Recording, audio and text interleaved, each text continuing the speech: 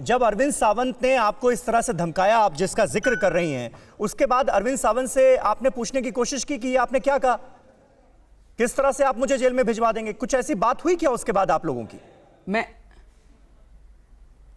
नहीं, आज मैं अगर मुझे मौका मिलता है हाउस में तो मैं 100% उठाने वाली हूँ कि जब तक मुझे रियलाइज हुआ कि इन्होंने क्या बोल के गए और किस लैंग्वेज में ये बोल के गए, क्यों इतने गुस्सा थे, क्योंकि जब वो सब चीजें हुई तो उन्होंने बाद में उनके बाइट्स मैंने देखे तो उन्होंने ये कहा कि नवनीत राणा जब भी बोलती हैं उद्धव ठाकरे के बारे में उनकी बॉडी लैंग्वेज अच्छी नहीं होती है। तो आज मैं उन्हें प्रश्न पूछने वाली हूं कि सदन में महिलाओं की बॉडी लैंग्वेज किस तरीके से रहनी चाहिए जब वो उद्धव जी ठाकरे के बारे में बात करते हैं। या तो शिवसेना उनकी क्लास लेने वाले हैं कि जब उद्धव जी के बारे में आप बात करेंगे तो आपको ऐसे ही स्ट्रेट लेके या फोल्ड हैंड करके बात करना चाहिए या सीधे रह के बात करना चाहिए या सिर्फ बैठ के बात करना चाहिए। आज मैं उन्हें ये प्रश्न पूछने वाली हूं कि किस तरीके की बॉडी लैंग्वेज वो एक्सपेक्ट करते हैं महिला सांसद से सदन के अंदर।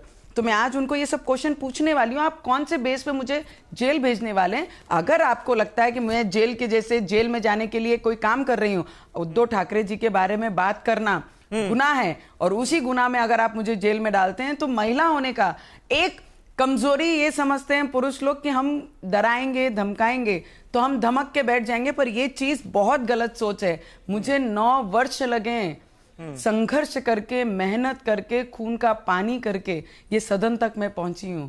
ना ही किसी के धमकाने से मैं चुप बैठूंगी, ना ही किसी की धमकियों से मेरी आवाज बंद होगी। तो मैं ये लड़ती हूं, लड़ूंगी और लड़ती रहूंगी, ये अरविंद सावंत जी को मेरा कहना है।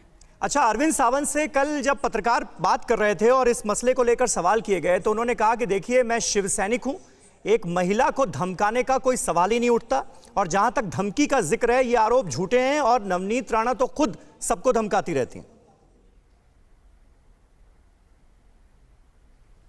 मैं धमकाती हूं? ये उनका कहना था। सर, जिस हाउस में मैं बैठी हूं, जिस पार्लियामेंट में मैं बैठी हूं, उसको जब नमस्कार करके, उनके स्टेज को नमस्कार करके मैं पहला दिन मेरा शुरुआत करती हूं तो ये सब चीजें बहुत दूर रह जाती हैं। वो खुद बता रहे हैं हर चैनल्स पे कि नवनीत जब भी हमसे बात करती है तो दादा, भैया, ब्रदर ये शब्दों में हमारी रिस्पेक्ट करके बात करती है। और महिला एक भी पर्सन ऐसी नहीं होगी जो पुरुषों को धमकाती होगी।